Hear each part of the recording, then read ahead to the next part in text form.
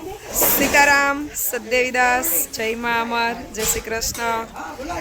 ચલો, આજે રાજકોટ ધનરાજ સત્સંગ મંડળ ગ્રુપના બહેનો છે એ અમરધામ આશ્રમે પ્રભુજીની પ્રસાદ બનાવવા માટે પધાર્યા છે.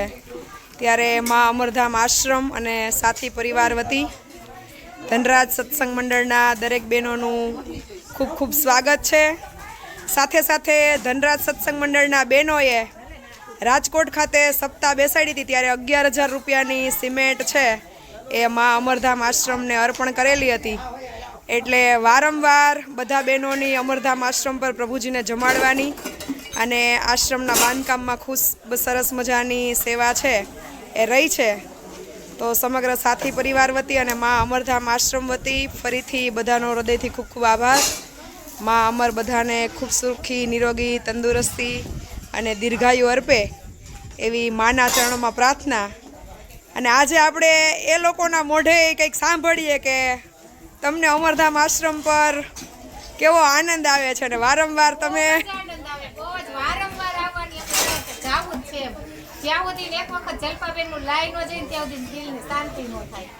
એટલે હંસાબેન બી સતત સેવા સાથે ઘણા લાંબા ટાઈમથી જોડાયેલા છે અને ખૂબ પ્રેમ ભાવથી વારંવાર એમની અવિરત સેવા અમરધામ આશ્રમ પણ અર્પણ કરતા રહે છે.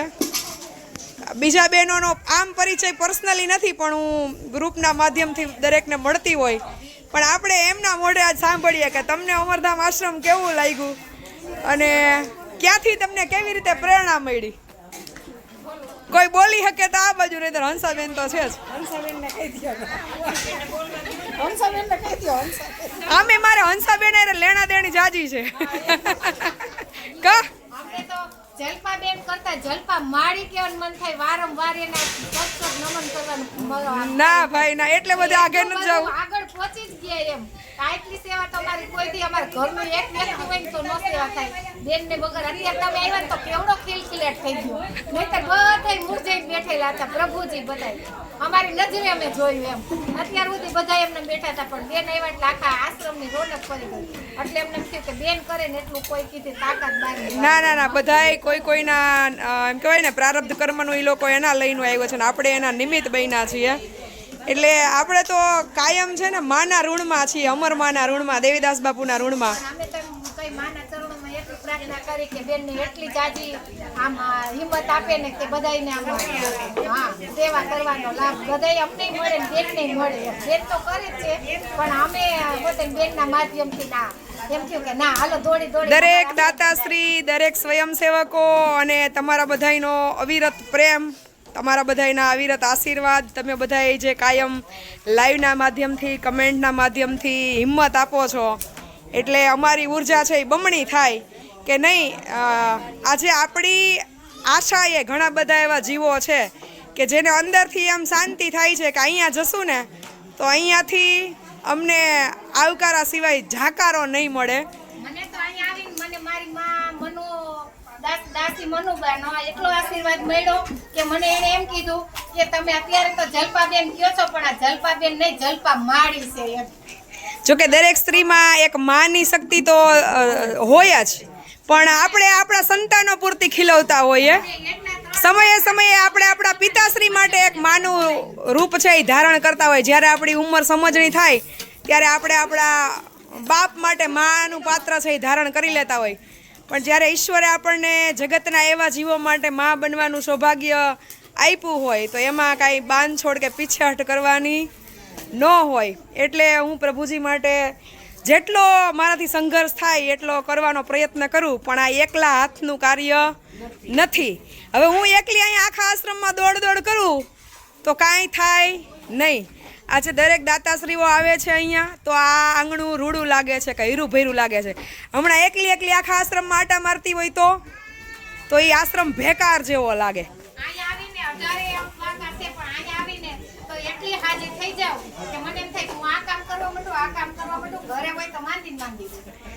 એટલે ખૂબ સરસ. દરેક સત્સંગ મંડળના બહેનો, ભાઈઓ, દરેક દાતાશ્રીઓ, દરેક સ્વયંસેવકો અવારનવાર અમરધામ આશ્રમના એમ કહેવાય ને કે કાન ખજૂરાના કેટલા પગ હોય તો કે ગણાય નહીં. એમાં બધાયના પગ અહીંયા ભેગા થાય છે ને એટલે આ કાર્ય સફળ બન્યું છે. નહીંતર એકલા એકલા તો હું 12 વર્ષથી આટા મારતી હતી. થઈ ગયું હોત ને 12 વર્ષમાં, 12 વર્ષથી આ સંઘર્ષ સામે લડતા જ હતા, પણ એક હાથ જોડાતો ગયો, એક પગ જોડાતો ગયો, એકનો ભાવ પ્રેમ અને એકનો સહયોગ જોડાતો ગયો, એટલે આ કાર્ય વધુ જલ્દીથી સફળ બન્યું. અને આમે કહેવત છે ને કે ઝાઝા હાથ રળિયામણા. એકલા હાથે કરવા જાઓ તો તમે માત્ર તમારા ઘર પૂરતું જ કરી શકો કે તમારા પોતા પૂરતું કરી શકો. જલપામાળીમાં ઈ જ છે કુંડિયન કે ઈ પોતે એનું ઈ નથી કહેતા, ઈ બધાય ઉપર જ કહે છે તમે બધાય છો તો હું છું. અને એ હકીકત જ છે કે તમે બધાય છો અને પ્રભુજી છે તો મારી ઓળખ છે. નહીંતર 12 વર્ષ પહેલા કેમ મને નહોતું કોઈ ઓળખતું આ કાર્ય માટે? ત્યારે હું હતી જ, અને ત્યારે જલપા તરીકે જ મારો મનુષ્ય દેહ આ પૃથ્વી ઉપર હતો. પણ આજે આ કાર્યમાં દરેક લોકોનો સાથ સહકાર ભાવ પ્રેમ અને બધું મળ્યું છે તો હું છું. હા, કર્મ મારું ચોક્કસ છે, પણ એ તો કર્મ તો ત્યારે કરવાનું હતું ને અત્યારે કરવાનું છે. ઓળખાણ પ્રભુજીથી થઈ છે. સહનશીલતાથી જે બોલવું ને ઈ તમારામાંથી ગુણ લેવા જેવું. સહનશીલતા મારામાં ભરપૂર છે. હા, એ હું એટલે સ્વીકારું છું કેમ કે આ બધાય પડાવો અને અનુભવો પાસ કર્યા પછી એ કુદરતી દેણ છે કે સમયે સમયે કુદરતે મને હિંમત આપી, ધીરજ આપી, સાહસ આપ્યું, સંઘર્ષો સામે લડવાની શક્તિ આપી. અને એનું મુખ્ય કારણ શું છે ખબર છે? તમારા બધાયનો પ્રેમ. જો માણસને સાચા હૃદયનો પ્રેમ મળે ને તો એનામાં સંઘર્ષ સામે લડવાની શક્તિ, એનામાં સમયે સમયે ધીરજ હિંમત બધું આવી જાય. જ્યારે તમે તરછોડો ને કોઈને અને ધક્કો મારો ને પછી એ માણસ એનો વિવેક ચૂકે, એની ધીરજ ચૂકે, એ માણસ ઉગ્ર બને. એટલે હંમેશા આપણે કાંઈ ન કરી શકીએ તો કાંઈ નહીં, પણ કોઈને આપણને ન ગમતું હોય એવું કડવું વેણ બોલી અને કોઈને ધિક્કારવા કે તરછોડવા નહીં. જે આપણને નથી ગમતું એ આપણે કોઈ યારે કરવું નહીં. સરસ, ચલો તમે બધાય પધાર્યા. સરસ મજાનો પ્રભુજી માટે ખીચડી, સેવ ટમેટાનું શાક, પરોઠા, શીરો એ બધું પ્રસાદ રૂપે બનાવ્યો. અને ભગવાન આમ જ 56 ભોગ જમવા આવે હો. તમે વાટકા ભરી ભરીને મંદિરમાં મૂકો ને કે આવો વાલા પધારો, પણ એ ભાવના ભૂખ્યા છે, એ પધારે તો ખરા જ.